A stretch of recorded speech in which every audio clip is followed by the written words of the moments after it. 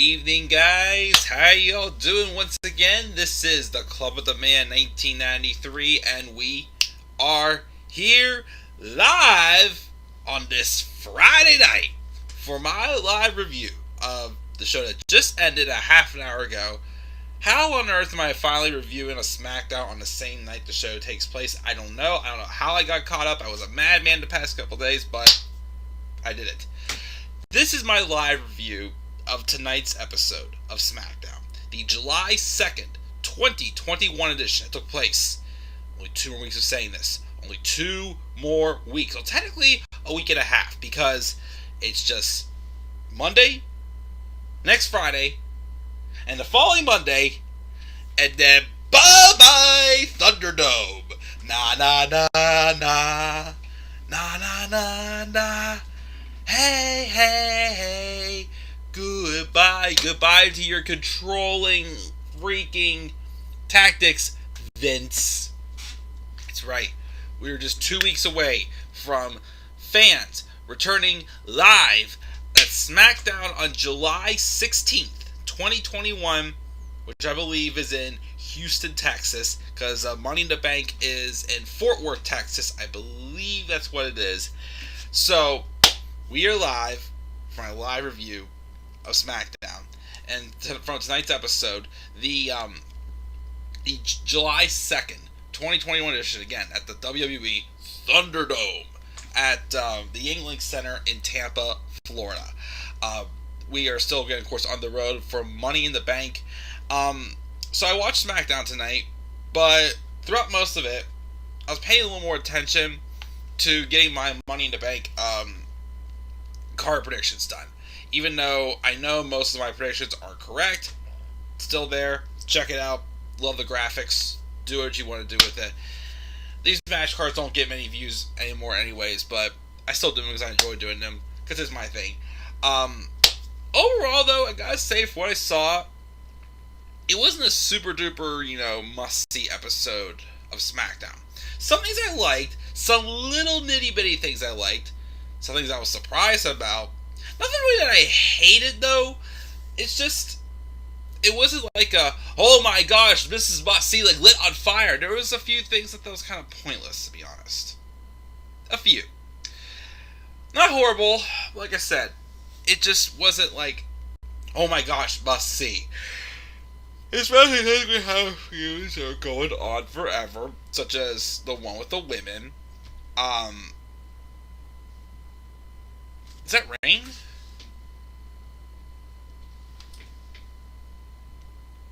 That was just a car. But yeah, so kind of like an episode where it's like, wasn't awful, but was anything really that important on the show? Not too many things. So we're going to talk about this, then I'm going to get to bed, and I'm going to just enjoy my holiday weekend. Only time you may see me this weekend is if I do the next part of my Harry Potter Let's Play, which I may try to squeeze that in. But if I do, it have to be tomorrow night when I get home from working the wedding gig. Because, again, Sunday and Monday, being with my girlfriend, spending time with her, I need it. I need a nice, relaxing weekend again. This has been a very, very bad week for me for work. But let's talk about this show. So the show opened up, and I missed the opening segment because I was up here talking about AEW Dynamite. But I guess the show opened up with a segment from Edge, promising to beat Roman Reigns and become Universal Champion. And then Jimmy Uso, basically, the thread about the show is, again, Jimmy Uso is all of a sudden trying to be the guy, trying to basically be exactly what Jey Uso has done to Roman Reigns, basically. But the reason why I'm still not calling it a full-blown heel turn, I'm still not fully convinced that Jimmy really is with Roman. I'm feeling he's playing a little bit of the mind games. And yes, there's some people playing mind games, they do play full-on heel, but to me, I still see that soft spot to Jimmy. So still not yet classifying Jimmy a heel yet. But that was throughout the night. The hype up was the show was going to end with Jimmy Uso calling out Edge. And then we have a match with King Nakamura. Shinsuke Nakamura is now King Nakamura as he defeated Baron Corbin for his crown. Thank God. Thank God. Even though this feud is going on for how stinking long, and we're getting the millionth match between these two again next week, as it's one of two of the final Money in the Bank qualifying matches for the men. And yeah. So yeah, how many matches they saw? But King Corbin and Big E took on Apollo Crews and Baron Corbin, and all I remember for this match was the finish. We have Baron Corbin getting distracted, I guess, by Rick Boggs, who got Baron Corbin's car towed. And off that distraction, Big E hit Baron Corbin with a big ending. Which, first off, Big E doesn't need to win by distraction. And I guess now they're basically showing Baron Corbin completely, down in the dumps. Like, he lost his crown. He's basically lost his mojo, which he never really had one to begin with. But in WWE's mind, they're basically playing it up that Baron Corbin is in some big slump, and he's lost everything basically. And even later on, when Rick Boggs randomly wants Corbin to hang out with him, and he's just like, no, screw you all, basically, just so defeated. It's like a weak looking loser basically. It's just, I don't think to myself, are we really trying to put sympathy on Baron Corbin here? After the poor booking, the white heat you've put on Baron Corbin, to the point no one ever wanted to see him on TV. The man who literally, drove Raw as well. I can't say the worst now, because it's been much worse since, but just was a horrible Raw GM when it was, and then they hit that reset button saying that, we're not the authority. You are. Liars. That segment is still bullshit to us, as they all completely lied to us that night. But it's like, you're really trying to put sympathy on Baron Corbin. It was one thing when you guys tried, putting sympathy on Lana when he made her, so unbearable. And now, Baron Corbin, they're trying to make, put sympathy on him. And I'm like, no. No, that ain't gonna work.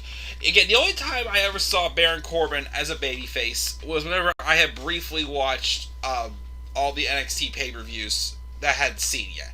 And when Corbin was briefly a babyface in NXT, it was like he came out he was supposed to be the lone wolf, but he came out looking like a sad puppy.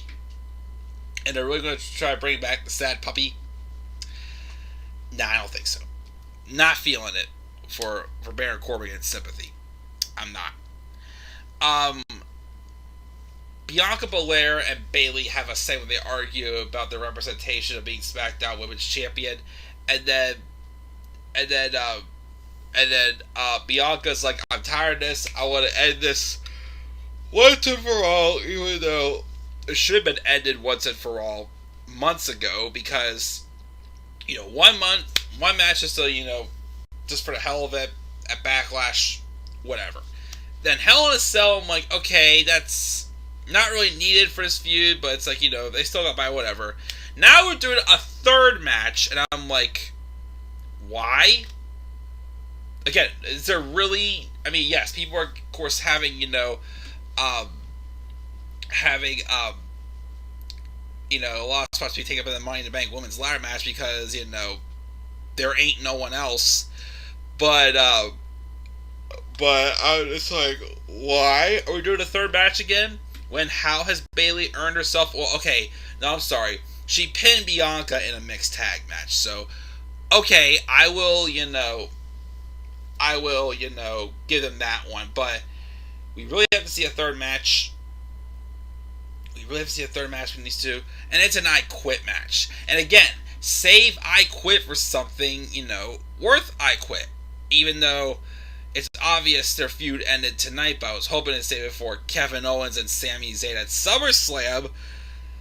But credit where credit is due, their last standing match was pretty good tonight. Get to it, but yeah, we're getting a third match between Bianca and Bayley on Money in the Bank, and it's gonna be I Quit. Now, seeing what they did inside Hell in a Cell, I am interested to see what creativity. I have a little bit more faith in them to put on a good match, but the problem is again, it's 3 times. Bianca's not dropping that championship to Bayley. She's not. She's not. I'm sorry, she isn't.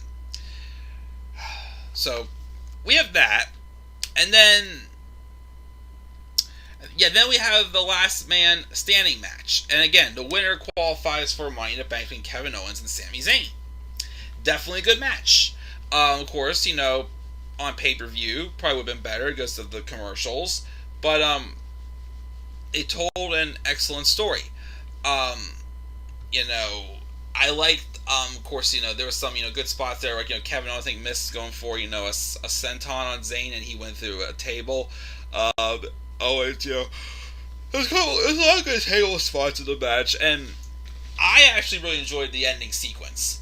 So, it was setting up to where Sammy almost won. I mean, actually, there was a point in the match where it looked like Owens already had Sammy beat, but he basically didn't want it to end that way. He wanted to punish Zayn some more and knock some more sense into him. The whole idea of knocking sense into him, I'm like, okay, I see it. So, Kevin Owens, Sami Zayn hit a couple haluva kicks on Kevin Owens. The last one, he held him up, basically said something to him like, this is karma or something like that. And I thought Kevin Owens was going to counter and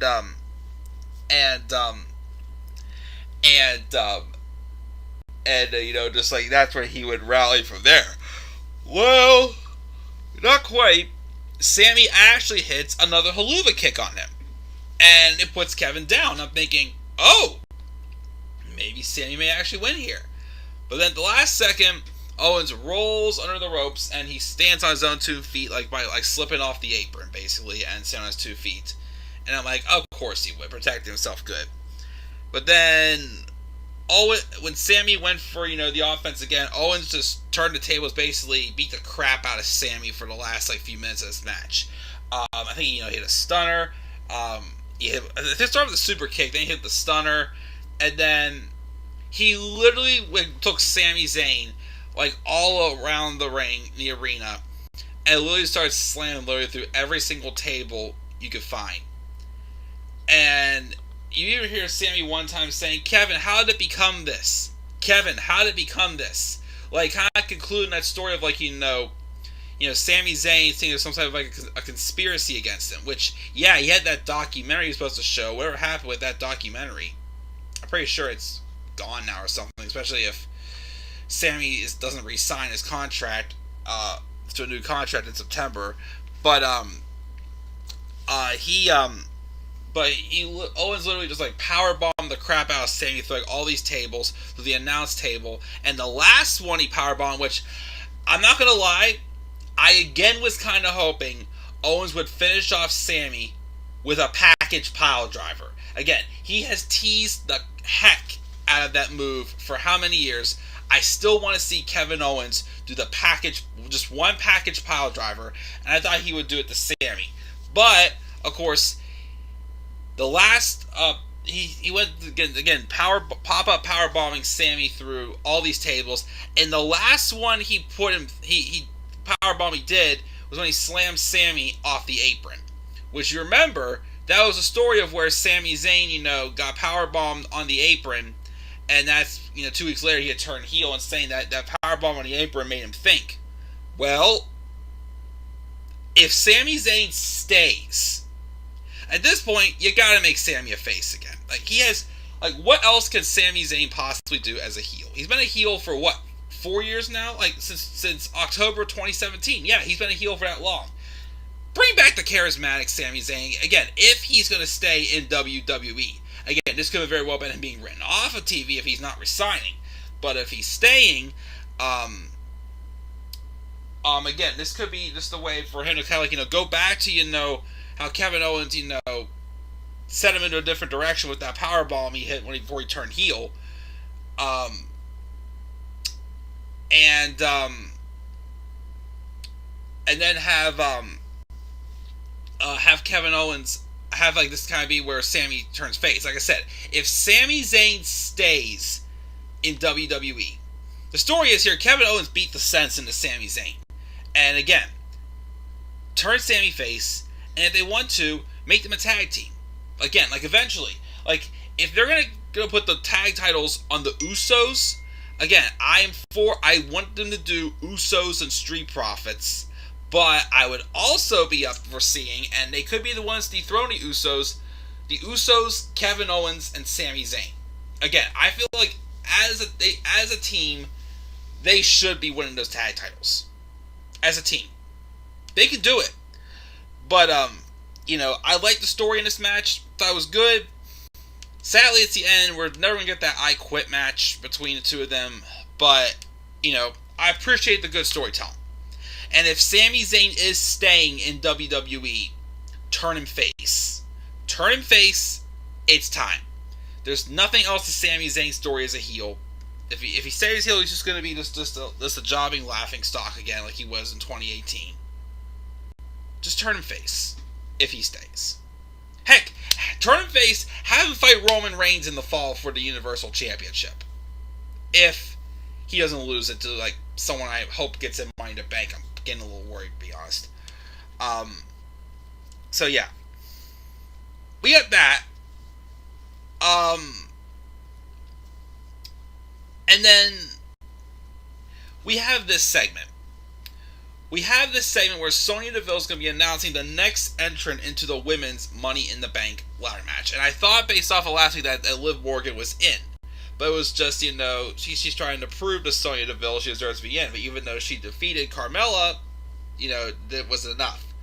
So, I'm thinking, who else could it possibly be? Because if you scroll through the SmackDown roster, let's pull up the SmackDown roster for a second here. Let's pull up that roster. Who even is still on that roster? Okay, Bayley, but fortunately she's in the match. Carmella's already in it. There's Liv Morgan, of course, who's on the match. Natalya, they could have put Natalya in the match. Sasha Banks could return, or Tamina. Yeah, there's literally nobody. So there's probably going to be some sort of surprise, because there's literally no one in this women's division at all on SmackDown right now. So I'm like, who on earth could it be? And I am starting to wonder, even though I didn't put it in my predicted match card, and you'll go and see who I put in my predicted match card. But I do think Liv's going to get in there somehow. Maybe, I don't know. But I do like how they're kind of playing her up as, they want to make her like the baby face. It looks like they're trying to book her as the person that they want the crowd to want to see win the match. I think that's the goal behind, this story. But then, Sonya announces the entrant. It is none other than the returning, after she was released back in, October, November? I think it was October, because it wasn't long after the draft. Zelina Vega. Yeah, Zelina Vega. Aleister Black's wife, the same Zelina Vega who used to be the business associate for Andrade, the business manager for Andrade. The same Zelina WWE released back in October after she basically spoke out against WWE not having unions and whatnot. Yeah, she's back. Zelina Vega is back in WWE. Will Aleister Black follow? I don't know. So I'm already here. They are regretting to release Aleister Black. Of course they will. But they released, now it's the point that, they brought Samoa Joe back. They brought Zelina Vega back. Obviously, they're releasing them just so they could bring them back for less money. If that was the case, who knows? I don't know. But anyway, Zelina's back. And, even though on a downside, I'm kind of like, I'm surprised she came back because, she spoke up and she got in trouble for it and whatnot. But, whatever. They're bringing her back, whatever. I kind of like the idea of Zelina Vega winning Money in the Bank. Like, her coming back kind of makes me my favorite to win Money in the Bank. I mean, she's not in my card predictions. I end up predicting for SmackDown Carmella, Liv Morgan, Natalya, and Becky Lynch. Yeah, that's right. I'm predicting Becky Lynch to be the last person. Although I feel like that might change now. I feel Liv's going to get in there. But I I don't know who else. They probably would throw either Natty or Tamina in there, since they're both technically SmackDown stars, even though they've been wrestling on Raw mostly ever since they became women's tag team champions. But it wouldn't surprise me if they would throw in Becky Lynch. But yeah, honestly, I actually am interested in seeing Zelina Vega can win this. Because yeah, she was just getting started as a single star by herself before she was released, but I'm interested in seeing seeing her as Miss Money in the Bank. I think she could pull it off. So we'll see. But of course, Liv Morgan came out saying why are you picking Zelina when she hasn't even wrestled all year, hasn't even been around for months? I mean, I've won how many matches in a row? So he's like, okay, prove yourself. She wrestles Zelina Vega and beats her. But is that going to be enough for Sonya Deville to put her in the Money in the Bank ladder match? We'll have to wait and see. But yeah, I'm a little disappointed in Zelina for choosing to come back. But it's her life. I just don't feel like she'll ever get respected as she should be. And of course she'll get her Twitch streams taken away now because WWE won't allow people to have third-party accounts. Who knows though? Who knows? But I feel like they could be in for another surprise or two, I feel like, for SmackDown. Well, probably at least one more, maybe. Because I'm pretty sure they're going to put Liv in the match. I don't know. They're not really... Again, they have not used Natty or Tamina much at all ever since they won those titles on SmackDown. They've mainly been on Raw, but again, they're still technically SmackDown superstars. So I don't know. I don't know what they'll do with that one. Seth Rollins complains to Sonya and Adam about not being given a shot against Roman Reigns, but he'll be added to the men's Money in the Bank ladder match as long as he can defeat Cesaro next week. So they are making Cesaro and Seth Rollins a Money in the Bank qualifying match. That and Baron Corbin and Shinsuke Nakamura. I gotta be real, I'm a little scared. Because I've heard the rumors of Cesaro's push may already be at an end. Even though, once again, they did do much more than I would expect him to do. Give him a big singles win at WrestleMania. They gave him a Universal title shot against Roman Reigns at WrestleMania Backlash. And he did awesome with it. I still would like to have seen them gone further with him. But again, even though Cesaro is still my pick to win the men's Money in the Bank briefcase, I'm worried they're not going to do it. I'm worried that they're going to have Seth win and have him qualify for the match instead. Because I don't see Shinsuke Nakamura losing that match next week. I'm worried that they may be pulling the plug again on Cesaro. They got to resign, gave him a title match, gave him a WrestleMania moment. They're like, okay, that's enough. We don't need to push you anymore. I am kind of worried a little bit about that. So we'll have to wait and see what goes down with that. Otis defeated Angelo Dawkins. Otis really looks completely different. Looks like a little kid. He just has a different look to him. So there was that. And then the show ended with, again, Jimmy Uso calling out Edge. He wants to be main event Jimmy Uso. Edge comes out and claims that, Roman is still using his family. And he's like, yeah, I'm not falling for it. I'm not stupid. I know you're trying to set a trap, but guess what? This ain't a trap for me. It's a trap for you. And I'm like, oh, did someone else come along? No, just Edge and Jimmy brawled. And I was just kind of like, okay, what was the point of that? Like, all night you're hyping up Jimmy Uso calling out Edge. It's going to be some big thing where, Roman or Jay don't even show up.